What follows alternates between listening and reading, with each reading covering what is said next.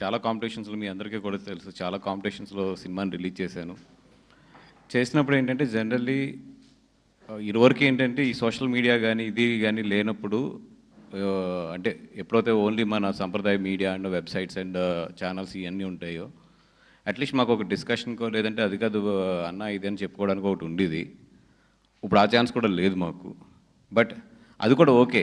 But still ఏంటంటే ఎక్కడ బాధపడుతున్నామంటే ఇదొక ఫార్ములా, చిన్న ఫార్ములా. దీన్ని ఎక్స్ప్లెయిన్ చేయాలంటే పొద్దున్న దాము గారికి చెప్పాను ఎంత సింపుల్గా ఉంటుందంటే, ప్రీమియర్స్ వేసాం, 200 టికెట్లు ఎవరో బుక్ చేస్తారు అవతల వాళ్ళు చేసి ఆ ప్రీమియర్ అవగానే they will get the chance 1 కొడుకెళ్ళిపోతారు.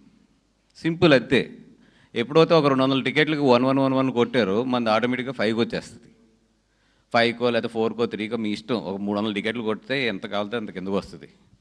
మనం పడుకుంటాం.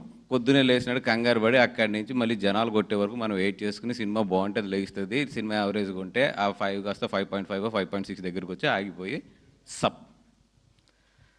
ఇది జస్ట్ ఒక ప్రీమియర్ షోలో అవతల ఎవరన్నా మనల్ని దించాలనుకుంటే బుక్ మై షోలో ఒక 300 to 400 టికెట్లు అంటే 30,000 to 50,000 రూపాయలు ఖర్చు పెట్టుకుంటే అయిపోయింది అంతే. ఇది ఆ రేటింగ్ను కొలమానం తీసుకుంటారు చాలామంది.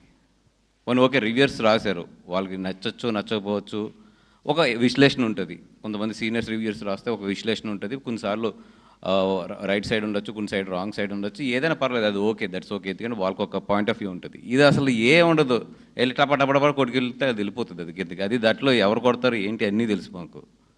సో పొద్దున్న దాము గారు కూడా నేను చెప్పింది అదే, సార్ వదిలేసేయండి. బికాజ్ ఇప్పుడు జనాలు సినిమా చూసి కొంతమంది నిజంగా అలవాటు ఉన్న వాళ్ళు ఉంటారు, వాళ్ళు ఈవినింగ్ కల్లా కొంచెం బాగుంటుంది. లేదు ఈవినింగ్ కనుక మన రేటింగ్ పెరగబోతుంటే మనం యాక్సెప్ట్ చేసేయాలి దీన్ని. సో వదిలేసేయండి ఈవినింగ్ వరకు అన్నాం.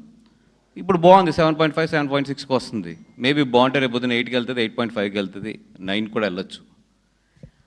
దయించి ఈ ఏదైతే టెక్నికల్గా అసలు వాల్యూ లేని ఒక రేటింగ్ ఉందో ఆ రేటింగ్ మొన్న లాస్ట్ టైం కూడా నేను మాట్లాడాను.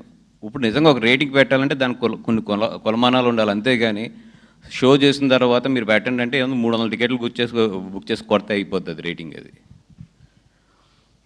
సో బట్ 300 టికెట్లు అవతల కొడితే మళ్ళీ 300 జెన్యూన్ పీపుల్ యువతలు కొట్టాలి దాన్ని మళ్ళీ పెంచాలంటే మాకు.